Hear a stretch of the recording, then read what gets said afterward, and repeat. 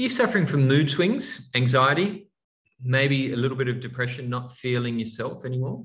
Well, you're certainly not alone, because in our online communities of hundreds of thousands of women, it's one of the most common symptoms that we hear about.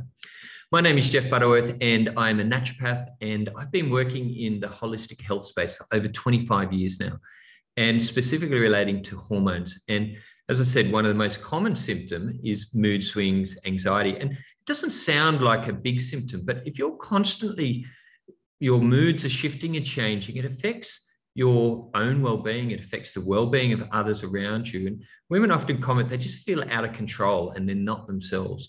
So what I want to talk to you today is some tips and tricks on how to alleviate these symptoms and better understand what's happening in your body. Because often, if it's not diagnosed properly, you'll end up on antidepressants and anti-anxiolytic medications when it really could be a hormonal imbalance. So let's have a look at that.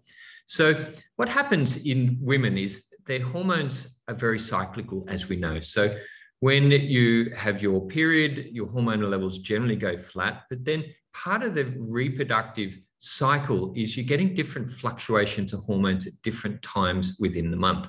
Now, a really common thing that we hear is women, they go and see their doctor, they're feeling anxious, they're feeling moody, and they go there and they get their hormones tested and everything comes back as normal. Now, the problem with that is we're not actually testing what we really should be looking at, because the cause of mood swings and often anxiety is the fluctuations in your hormones, not the levels. And it's almost impossible to test for these fluctuations because they can happen hourly.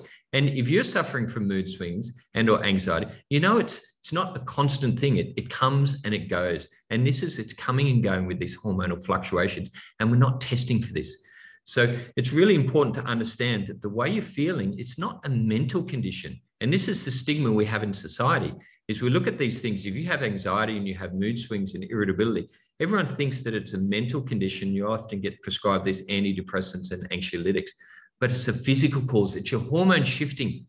And it often comes about in times of stress, usually, because stress is the #1 disruptor of hormonal imbalance. And when your stress levels are starting to fluctuate, your hormones are interconnected with that as well. And that causes these fluctuations.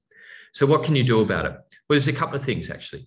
First of all, we need to look at helping your brain or your body start to stop these fluctuations. And your body controls its hormone levels through 2 glands in your brain, endocrine glands called your pituitary and your hypothalamus. This is your master hormone control center.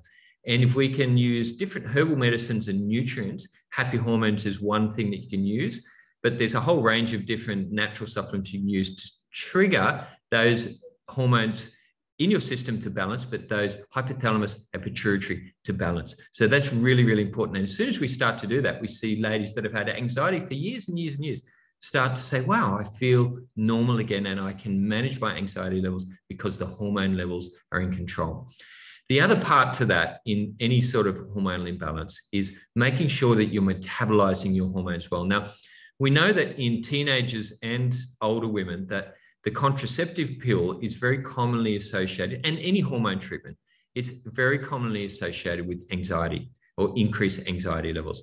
So what we try and do is we get the body to metabolize and clear those hormones better, because if you're not clearing your hormones, whether they're external hormones that you've been given or whether they're your own internal hormones, then those hormones can recirculate in your system and you can get a 2, 3, 5 times effect of those hormones, which were only designed to have a singular effect. So improving your hormone metabolism is really important. And these are the 2 steps, is balancing your hormone control center in the brain. So that's the hypothalamus pituitary axis, but then improving your hormone clearance. And it's really important you get these 2 steps together, because you can't just balance that hormone control center in your body if you're reabsorbing these hormones. So the way to improve your hormone metabolism is by working on your digestive and your liver health.